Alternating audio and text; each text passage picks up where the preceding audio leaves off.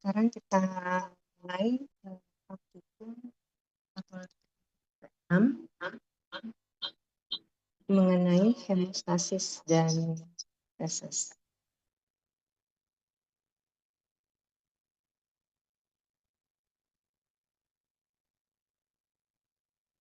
Assalamualaikum warahmatullahi wabarakatuh. Selamat malam. Waalaikumsalam warahmatullahi wabarakatuh.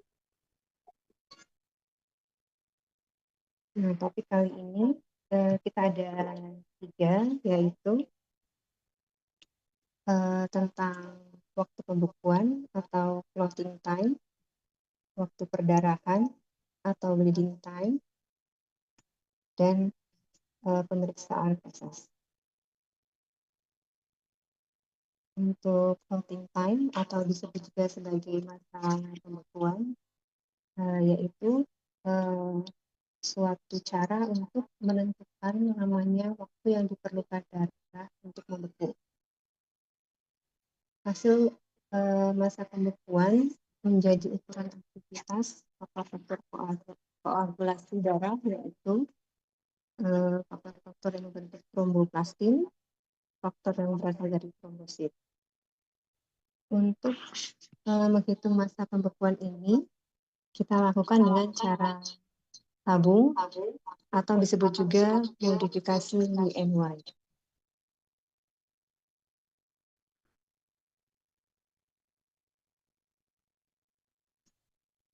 Peralatan yang diperlukan adalah perak tabung serologis dengan diameter 7-8 mm, spet 5 cc, alkohol swab 70%, stopwatch, dan kapas.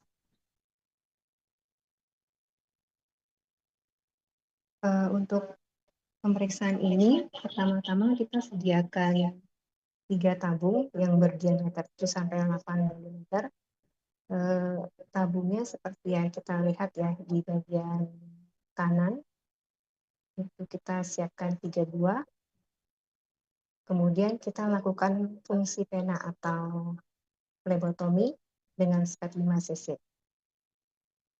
Pada saat kita melakukan flebotomi, darah sudah kelihatan masuk ke dalam spet, dan saat itu kita mulai jalankan stopwatch. Kemudian kita ambil atau isap sebanyak 5 ml atau 5 cc sampel darah.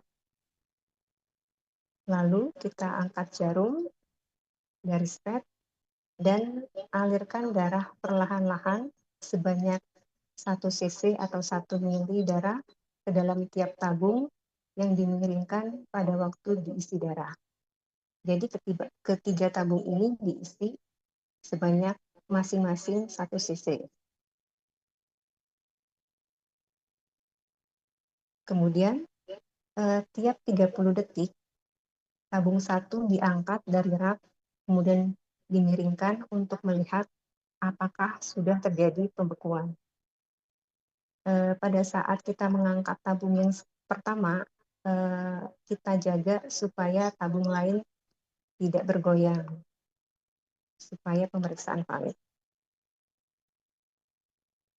Setelah darah dari tabung 1 membeku, kemudian kita periksa tabung yang kedua, apakah sudah terjadi pembekuan setiap 30 detik.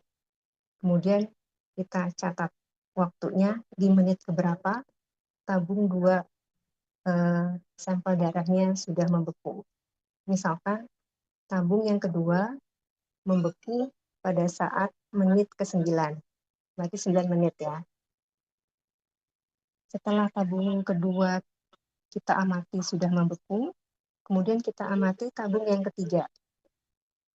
Sama perlakuannya, setiap 30 detik kita periksa apakah apakah sampel dalam tabung ketiga sudah membeku atau belum. Misalkan pada tabung ketiga sampel membeku pada menit ke-11. Berarti nanti hasilnya hasil dari tabung kedua dan hasil tabung ketiga diratakan dibagi dua. Misalkan tadi dari tabung kedua dia membeku pada menit ke-9, berarti 9 menit. Kemudian pada tabung ketiga dia membeku pada menit ke-11 atau 11 menit. Berarti 9 ditambah 11 dibagi 2. Jadi 10 menit.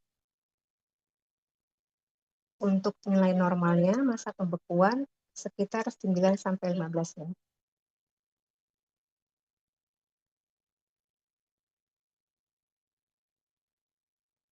Praktikum yang kedua mengenai uji massa perdarahan atau disebut juga sebagai bleeding time.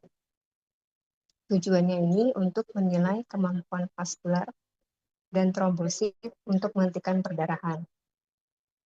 Secara prinsip, pemeriksaan ini untuk menentukan lamanya perdarahan pada luka yang mengenai kapiler.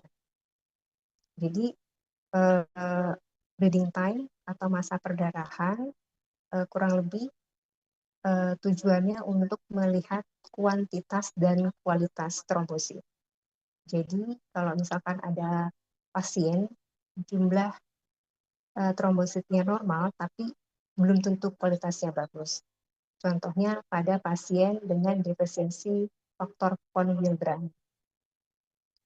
Pada pasien yang mengalami defisiensi faktor von Willebrand, ada kejadian trombosit itu susah untuk melekat di pembuluh darah yang mengalami luka, sehingga terjadi pemanjangan massa perdarahan. Untuk pemeriksaan massa perdarahan dapat kita lakukan dengan dua cara, yaitu cara IV dan cara drip. Untuk cara IV, peralatan yang diperlukan adalah disposable blood lancet atau lancet device, alkohol 70%, kapas, tensimeter, stetoskop, stopwatch, kertas saring, dan plester. Untuk massa perdarahan cara IV, kita lakukan pada bagian tubuh lengan. Pertama-tama, kita bersihkan bagian polar lengan bawah dengan alkohol 70%. Kemudian kita biarkan kering, lalu kita pasang tensimeter pada lengan atas pada tekanan 40 mm tadi. Jadi pada saat pelaksanaan pemeriksaan, kita tetap melakukan kestabilan tekanan tensi pada ukuran 40. Setelah itu, bagian polar kulit lengan bawah kita regangkan, lalu kita tusuk dengan lancet sedalam 3 mm. Dan usahakan jangan sampai mengenai vena superficial. Pada saat waktu darah keluar, kita secepatnya melakukan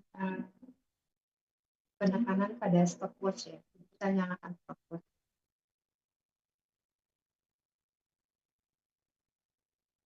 Lalu kita hisap tetes darah yang keluar tiap 30 detik menggunakan kertas saring. Dan diusahakan kertas saring jangan menyentuh luka langsung dan menekan kulit. Stopwatch kita hentikan pada saat darah sudah tidak lagi keluar. Kemudian kita catat waktu, lalu kita lepaskan lancet, bersihkan luka dan tutup dengan plaster. Ini contohnya, di sebelah kanan ada 6 titik darah. Ini dikali 30, 180, 180 dibagi 60 detik, 3 menit. Jadi nilai masa perdarahan pasien yaitu 3 menit. Untuk normalnya sekitar 1-6 menit.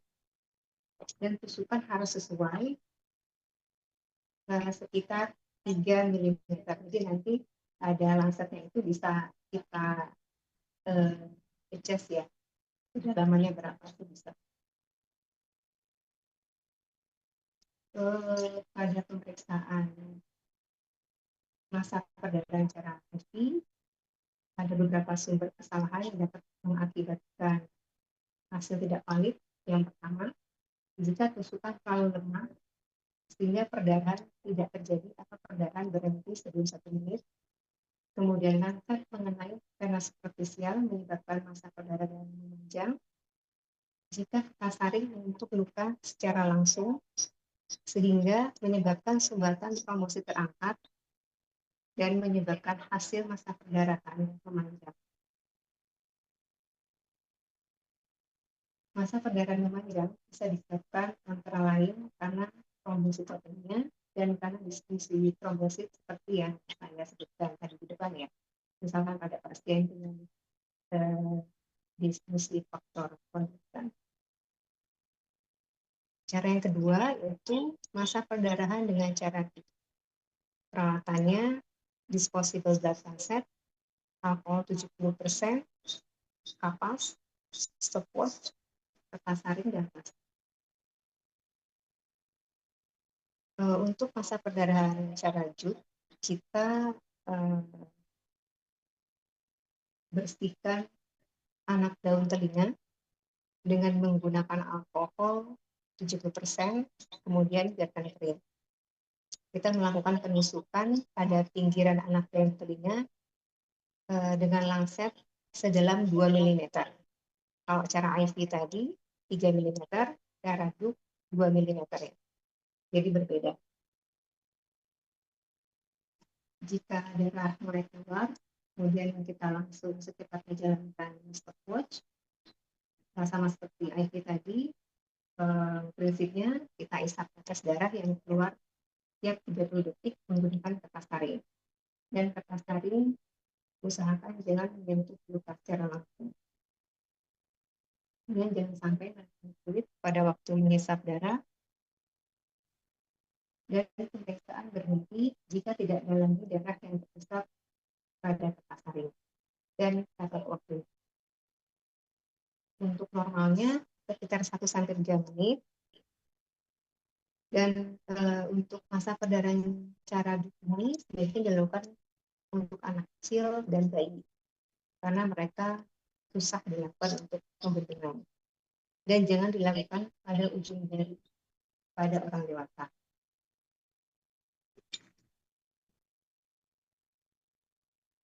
Untuk aktivitas selanjutnya yaitu tentang pemeriksaan tinja. Untuk pemeriksaan tinja, wadah yang kita perlukan yaitu berupa plastik yang bermulut lebar, tertutup rapat, dan bersih. Kemudian pada wadah kita beri label nama, tanggal, nomor rekam medis, dan isi sampel fesesnya jangan terlalu penuh, jadi sedikit. Pemeriksaan tinja terdiri dari pemeriksaan makroskopis, mikroskopis, dan darah. Untuk pemeriksaan makroskopis ada beberapa hal yang kita nilai, yaitu dari segi warna, bau, konsistensi, lendir, dan darah. Sedangkan untuk pemeriksaan mikroskopis yaitu pemeriksaan dengan menggunakan mikroskop, bisa dengan menggunakan alat dan sebelumnya proses kita larutkan dengan melarutkan klosil 1-2% sebagai bahan pengikat tinja, atau bisa juga dengan menggunakan larutan glikol 1-2%. Untuk pemeriksaan mikroskopis ini bisa kita temukan antara lain telur cacing, sel darah, leukosit, bisa juga sel ragi, vital, dan untuk melihat sisa-sisa makanan yang tidak tersedia. Dan amuba juga bisa. Nah, ini kita lihat gambarannya, ada leukosit, sel ragi, kita buka, bisa daging, ini bentukannya. Ini adalah bentukan-bentukan dari beberapa sel telur spesies cacing tertentu. Ada Ascaridium viridis, ada Ascaridium ada cacing kita, ada lainnya dan lainnya. Nah, ini yang terakhir untuk pemeriksaan kasus, yaitu pemeriksaan tes darah samar. Tujuan tes darah samar ini penting sekali untuk mengetahui adanya perdarahan kecil yang tidak dapat dilihat secara makroskopis maupun mikroskopis. Untuk prinsip pemeriksaannya yaitu dengan immunoassay atau immunochromatografi untuk mendeteksi darah manusia dan kemudian melakukan separasi dengan antibodi anti-HB pada garis ini, dan spesimen akan bermigrasi ke atas pada dan secara kromatografi dengan anti-HB untuk bereaksi dengan antibodi anti-HB yang akan menghasilkan garis yang berbeda. Nah, ini kita ambil spesifiknya, kemudian dimasukkan ke dalam tabung regen, kemudian kita patahkan bagian ujung tabung regen, kemudian kita teteskan sekitar 2 tetes testigan tadi pada tempat sampelnya, ya. Ini artinya untuk tempat sampel. Kemudian kita tunggu sekitar 10 sampai 15 menit. Jadi tergantung dari merek reagen tersebut. Ada yang 10 menit sudah bisa dibaca, ada yang 15 menit baru bisa dibaca. Jika hasilnya ada 2 garis pada T dan C, C itu artinya kontrol, T artinya tes, berarti hasilnya positif. Kalau hasilnya negatif, berarti hanya 1 garis pada garis kontrol dan tidak terdapat garis pada garis tes. Untuk hasil yang invalid, berarti reagennya yang mengalami kerusakan, kemungkinan ciri-ciri dari hasil invalid yaitu tidak terdapat garis di keduanya, baik di C maupun di T, atau hanya 1 garis yaitu di garis T.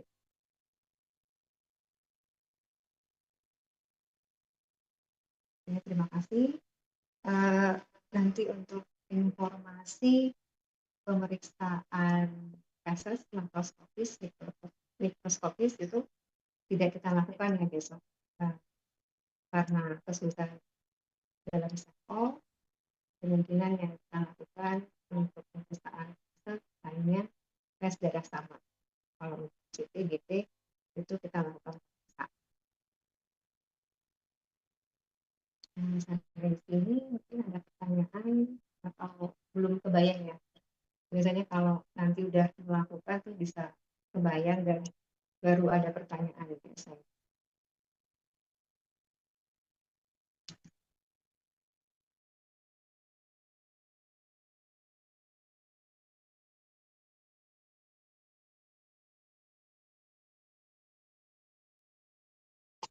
Atau sudah cukup jelas? Atau kalau ada pertanyaan, kita lakukan besok saja, atau mungkin ada yang ditanya.